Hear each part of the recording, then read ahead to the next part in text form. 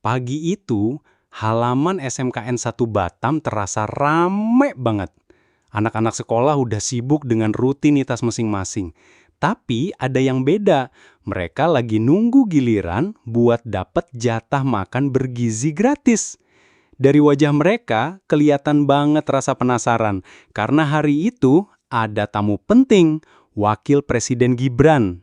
Begitu Gibran datang, suasana langsung cair. Nggak ada kesan kaku kayak biasanya kalau pejabat mampir.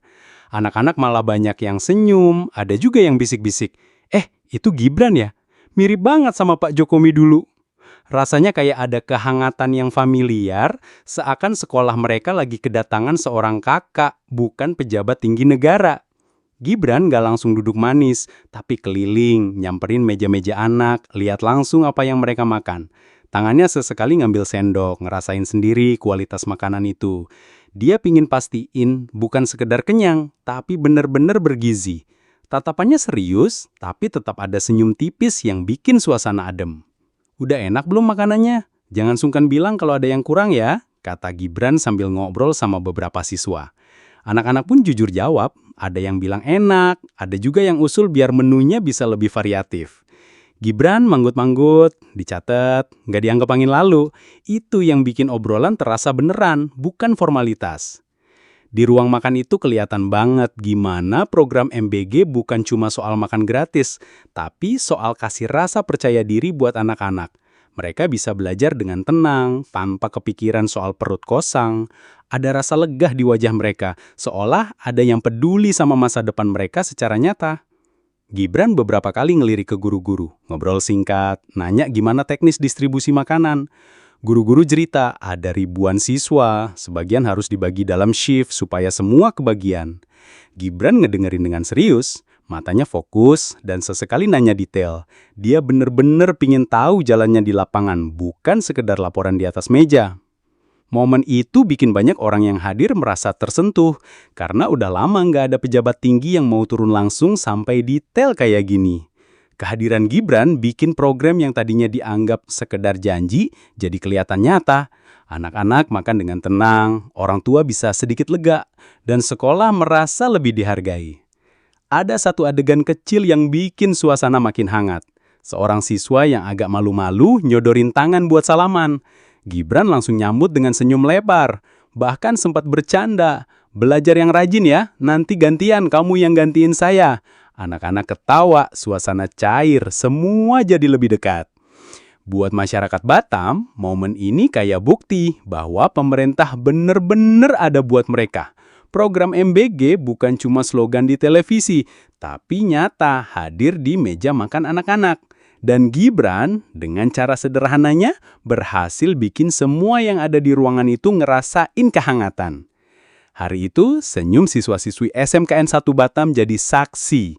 Ada semangat baru yang lahir, ada rasa percaya yang tumbuh. Semua itu dimulai dari hal sederhana. Memastikan satu piring makan bergizi benar-benar sampai ke tangan mereka. Dan lewat cara itu, Gibran nunjukin bahwa kepemimpinan nggak selalu harus jauh, tapi justru paling kuat kalau dekat. Siang itu udara Batam agak terik, tapi semangat di Balai Perikanan Budidaya Laut sama sekali nggak luntur. Semua orang berkumpul di pinggir kolam keramba. Matanya fokus ke air yang sebentar lagi jadi saksi panen perdana lobster. Begitu Wapres Gibran datang, suasana makin hidup. Orang-orang yang hadir langsung sumringah, seolah energi positifnya menular ke semua yang ada di situ. Saat jaring mulai diangkat, terlihat lobster-lobster besar menggelepar. Warnanya seger, dan kilapnya bikin semua mata berbinar. Ada yang teriak kecil, ada yang tepuk tangan, suasananya mirip pesta panen di kampung.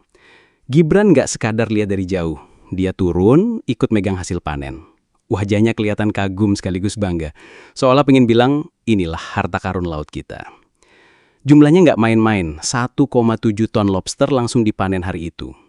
Angka yang bikin banyak orang manggut-manggut kagum, karena ini bukan sekedar hasil laut, tapi tanda bahwa masa depan perikanan budidaya Indonesia punya peluang gede banget.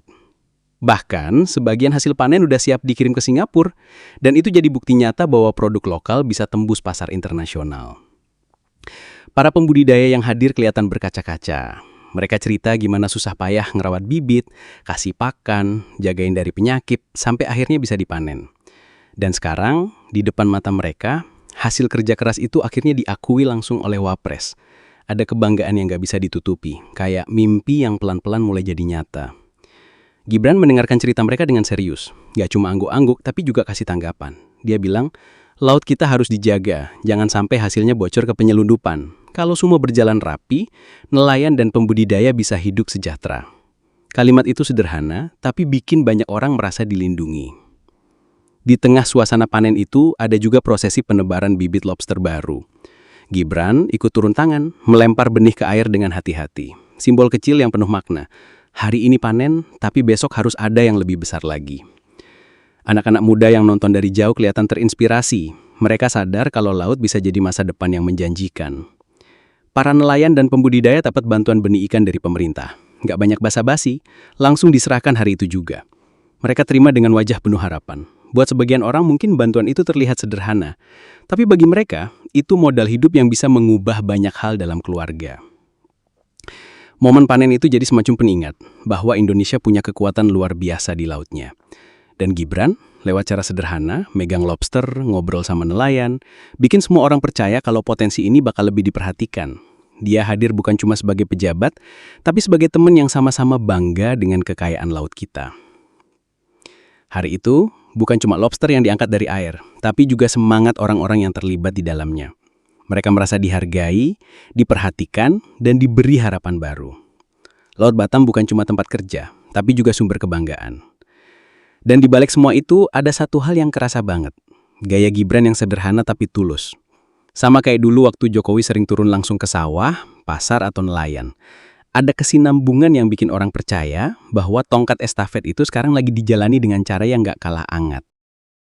Setelah suasana panen lobster yang penuh haru itu, rombongan bergerak ke lokasi berikutnya. Kali ini Gibran harus berdiri di depan kamera, di hadapan wartawan yang udah siap dengan mikrofon dan catatan. Wajahnya tetap kalem, meski keringat masih menetes karena triknya Batam siang itu. Dia menarik napas pelan, lalu mulai bicara dengan nada santai, tapi penuh keyakinan. Ini baru langkah awal. Program makan bergizi gratis sudah jalan, panen lobster juga berhasil. Ke depan, kita harus jaga konsistensi. Anak-anak sekolah harus sehat, nelayan harus sejahtera, dan ekonomi kreatif kita harus terus berkembang. Kalimat itu disampaikan dengan sederhana, tanpa banyak istilah ribet. Semua yang dengar bisa paham maksudnya. Wartawan langsung berebut nanya, ada yang soal kelanjutan program MBG, ada juga yang tanya gimana caranya biar ekspor lobster nggak bocor ke jalur ilegal. Gibran menjawab satu persatu, nggak ada wajah kesal, malah senyum tipisnya tetap terjaga. Jawabannya lugas, nggak bertele-tele, dan yang paling penting, terasa jujur. Di tengah-tengah, ada satu wartawan yang nyeletuk. Pak, gaya Bapak kok mirip sekali dengan Presiden Jokowi dulu ya? Sederhana tapi jelas. Gibran cuma ketawa kecil, matanya agak merunduk lalu bilang, ya saya hanya berusaha kerja sesuai kemampuan saya. Kalau ada yang mirip mungkin karena saya belajar dari beliau. Jawaban singkat itu bikin suasana mencair, banyak yang senyum. Bagi yang nonton langsung, momen itu bikin bulu kuduk berdiri, karena ada nuansa yang bikin kangen. Nuansa seorang pemimpin yang bicara apa adanya, tanpa bahasa tinggi yang susah dimengerti rakyat. Orang-orang yang rindu Jokowi seolah menemukan kembali percikan yang sama pada sosok Gibran.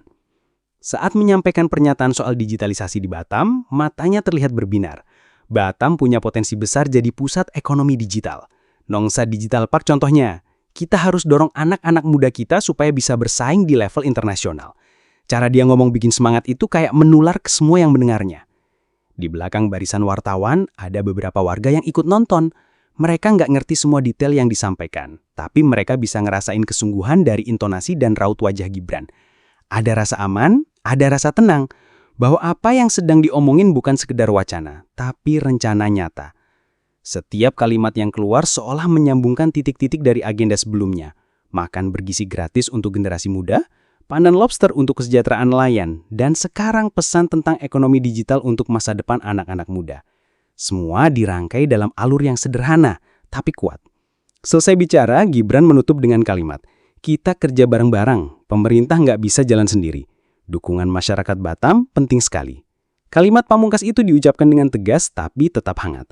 Seolah dia ingin menegaskan bahwa yang dia lakukan bukan untuk dirinya, tapi untuk semua orang. Dan ketika kamera-kamera itu mati, Gibran kembali menyalami orang-orang di sekitar. Senyumnya nggak berubah, tetap ramah, tetap sederhana.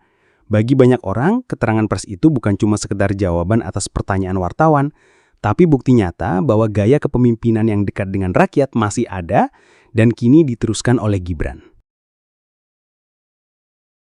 Selepas urusan resmi dengan wartawan, agenda Gibran berlanjut ke tempat yang paling bikin suasana jadi berbeda. Makan siang bareng ratusan pengemudi ojek online. Di sebuah aula sederhana, kursi plastik ditata panjang, meja penuh dengan nasi kotak dan aroma masakan langsung bikin perut keroncongan. Begitu Gibran masuk, tepuk tangan dan sorakan kecil terdengar, kayak sambutan seorang kawan lama, bukan pejabat. Gibran duduk di kursi yang sama dengan para ojol, tanpa jarak, tanpa pembatas. Nggak ada meja khusus pejabat yang biasanya penuh hidangan mewah. Semua makan bareng, nasi kotak yang sama, lauk yang sama, suasana yang sama. Itu yang bikin para ojol merasa dihargai. Seorang ojol nyeletuk sambil ketawa. Wah, baru kali ini makan sebangku sama Wapres. Candaan itu disambut senyum lebar dari Gibran. Setelah doa bersama, mereka mulai makan. Suasana cair banget, obrolan ngalir kemana-mana. Ada yang cerita soal sulitnya dapat orderan di jam sepi, ada yang curhat soal cicilan motor, ada juga yang khawatir sama biaya sekolah anak. Mereka bicara apa adanya, tanpa takut, karena merasa sedang ngobrol sama seorang sahabat, bukan pejabat. Gibran mendengarkan dengan seksama. Sesekali dia meletakkan sendoknya, matanya fokus ke wajah orang yang bicara, lalu manggut pelan. Kadang dia nyeletuk singkat, "Oh, ini harus dicarikan solusi," atau "Nanti coba saya koordinasikan dengan kementerian terkait." Kalimat sederhana itu udah cukup bikin ojol merasa keluhan mereka nggak masuk telinga kanan keluar telinga kiri. Di tengah obrolan, ada satu momen yang bikin ruangan mendadak hening. Seorang ojol paruh baya dengan suara bergetar bilang, "Pak, kami cuma mau diperhatikan, jangan dilupakan. Kami ini nyari rezeki halal, meski kadang susah." Gibran menatapnya lama, lalu menjawab dengan suara tenang, "Tenang Bapak, pemerintah hadir buat kalian. Kita akan terus cari jalan biar kerja keras kalian sebanding sama penghasilan yang kalian terima." Kata-kata itu bikin banyak mata berkaca-kaca. Suasana kembali cair ketika beberapa ojol bercanda soal tarif order. Gibran ikut ketawa, bahkan sempat nanya, "Kalau saya daftar jadi driver, kira-kira ada yang mau order nggak?" Satu ruangan langsung pecah dengan tawa. Candaan ringan itu bikin semua merasa benar-benar dekat. Tak lama, Gibran berdiri, menatap ke arah ratusan ojol itu. "Kalian semua pejuang jalanan. Di panas, di hujan, kalian tetap kerja demi keluarga. Saya salut. Kita harus bareng-bareng cari cara biar kesejahteraan kalian lebih baik."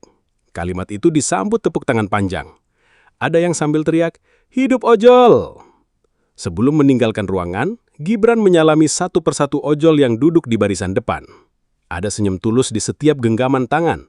Bukan sekedar formalitas, tapi salaman yang terasa hangat. Seperti ada janji diam-diam bahwa suara mereka nggak akan diabaikan. Bagi para ojol, hari itu bukan sekedar makan siang gratis. Itu adalah hari ketika mereka merasa didengar, dihargai, dan ditemani. Mereka pulang dengan hati lebih ringan, dengan cerita yang bakal terus mereka bagikan ke keluarga di rumah. "Aku tadi makan sama Wapres, dan dia dengerin aku." Momen sederhana itu meninggalkan jejak dalam. Sama seperti dulu Jokowi sering duduk bareng rakyat kecil tanpa jarak, kini Gibran melakukan hal yang sama. Kehangatan itu hidup kembali, seolah ada jembatan baru yang menghubungkan pemimpin dengan rakyatnya. Dari suasana hangat bareng ojol, langkah Gibran berlanjut ke Nongsa Digital Park. Tempat ini udah terkenal sebagai pusat kreativitas anak-anak muda Batam. Bangunan modern dengan dinding kaca besar berdiri megah, tapi di dalamnya suasananya santai, penuh energi anak muda yang sibuk di depan layar. Begitu masuk ke Infinite Framework Studio, Gibran langsung disambut dengan karya-karya animasi yang udah mendunia. Anak-anak muda di studio itu kelihatan agak canggung di awal. Mereka mungkin gak nyangka kalau seorang Wapres bakal mampir ke ruang kerja mereka. Tapi Gibran dengan gaya santai langsung melelehkan suasana. "Halo semua, lagi ngerjain apa nih?" tanyanya sambil jalan pelan di antara meja-meja. Pertanyaan sederhana itu bikin banyak senyum muncul dan rasa canggung pelan-pelan hilang. Di layar komputer ada karakter animasi yang lagi digerakkan. Ada juga storyboard penuh warna. Gibran berhenti sebentar, memperhatikan detail, lalu komentar. "Wah, ini keren banget. Kalau hasilnya sampai internasional, pasti bangga banget jadi anak Batam. Matanya kelihatan berbinar, jelas dia benar-benar kagum sama karya mereka. Salah satu animator muda cerita kalau beberapa proyek dari studio ini sudah tayang di platform luar negeri. Gibran mendengarkan dengan serius lalu bilang, inilah bukti bahwa anak-anak Indonesia bisa bersaing di level global.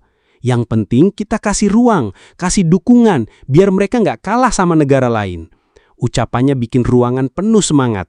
Ada rasa percaya diri yang tiba-tiba tumbuh di wajah para pekerja muda itu. Gibran lalu diajak masuk ke ruang screening, tempat mereka biasanya nonton hasil kerja di layar besar. Saat lampu dipadamkan dan cuplikan animasi diputar, Gibran duduk tenang. Matanya nggak lepas dari layar. Sesekali dia tersenyum, sesekali mengangguk, seperti penonton yang benar-benar menikmati hasil karya. Begitu film pendek selesai, tepuk tangan kecil terdengar, dan Gibran spontan ikut bertepuk tangan paling keras. Kerja kalian luar biasa. Saya yakin kalau ekosistem industri kreatif ini terus kita dukung, Batam bisa jadi pusat animasi Asia Tenggara, kata Gibran dengan nada penuh keyakinan. Kalimat itu bikin semua yang hadir merasa dihargai. Mereka nggak cuma dianggap pekerja biasa, tapi bagian dari masa depan bangsa. Salah seorang kreator muda sempat bertanya, "Pak, gimana caranya biar kami tetap bisa berkarya tanpa harus pindah ke luar negeri?" Pertanyaan itu menusuk, karena banyak talenta muda sering kabur keluar demi kesempatan lebih besar. Gibran menatapnya sambil tersenyum. Itu tugas saya dan pemerintah, menciptakan lingkungan yang bisa bikin kalian betah. Kalau kita kerja bareng, kita bisa wujudkan. Jawaban itu disambut tepuk tangan panjang. Momen itu terasa beda dari kunjungan formal biasanya.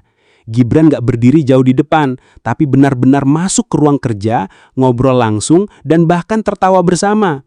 Dia hadir bukan sebagai pejabat yang menilai, tapi sebagai teman yang ikut bangga dengan pencapaian mereka.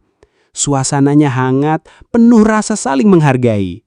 Buat anak-anak muda di Infinite Frameworks, kunjungan itu jadi bahan bakar semangat baru. Mereka merasa karya mereka dilihat langsung oleh pemimpin, bukan cuma angka di laporan. Rasanya seperti dapat dorongan moral yang nggak bisa dinilai dengan uang. Mereka pulang kerja dengan kepala tegak, karena tahu pemerintah ada di pihak mereka. Hari itu, Batam bukan cuma bicara soal lobster dan ojol, tapi juga tentang masa depan digital. Dan Gibran merangkai semuanya jadi satu cerita. Dari laut, jalanan, sampai dunia maya. Semuanya punya tempat, semuanya punya harapan. Sama seperti Jokowi dulu yang suka turun langsung melihat detail kehidupan rakyat, kini Gibran melanjutkan dengan caranya sendiri. Dekat, tulus, dan penuh semangat muda. Setelah seharian penuh menjalani agenda di Batam, dari sekolah, laut, kamera, jalanan, sampai studio kreatif, Gibran akhirnya menyelesaikan kunjungannya dengan senyum yang sama dari awal. Tapi yang tertinggal bukan sekedar foto-foto atau berita di media, melainkan perasaan hangat yang dirasakan langsung oleh orang-orang yang ditemuinya. Banyak yang bilang, kayak ketemu Jokowi dulu lagi. Kalimat itu muncul berulang di telinga warga Batam yang hadir. Bukan karena Gibran mencoba meniru, tapi karena ada kejujuran yang sama. Cara dia mendengarkan, cara dia membaur, cara dia nggak menaruh jarak, semua itu mengingatkan orang pada pemimpin yang pernah mereka kenal dekat.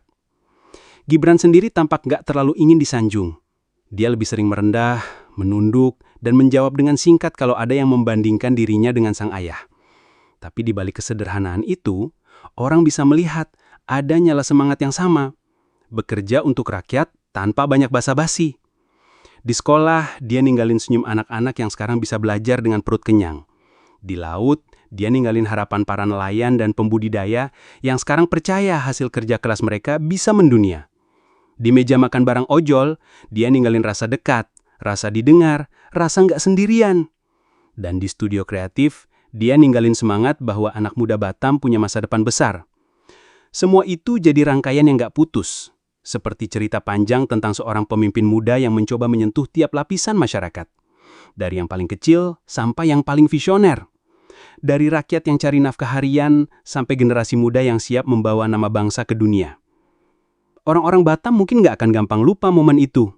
Karena jarang sekali mereka melihat pejabat tinggi negara datang, lalu benar-benar turun mendengarkan, tanpa banyak formalitas, tanpa banyak jarak. Kehadiran Gibran bikin mereka merasa ditemani, bukan cuma dikunjungi. Buat sebagian orang, Gibran masih dianggap anak muda yang baru belajar. Tapi justru itu yang bikin banyak hati tersentuh. Ada ketulusan di balik langkah-langkahnya.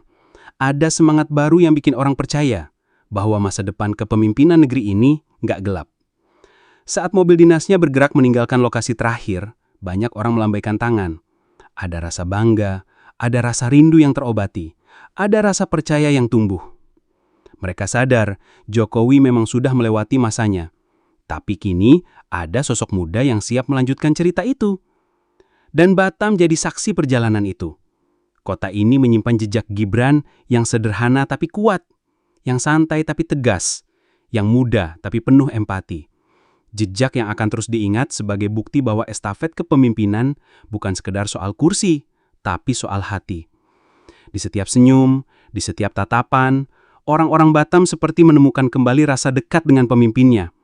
Dan dalam hati kecil mereka, terselip doa. Semoga langkah Gibran benar-benar bisa jadi langkah panjang yang meneruskan jejak Jokowi, tapi dengan warna baru yang lebih segar, lebih muda, dan lebih penuh harapan.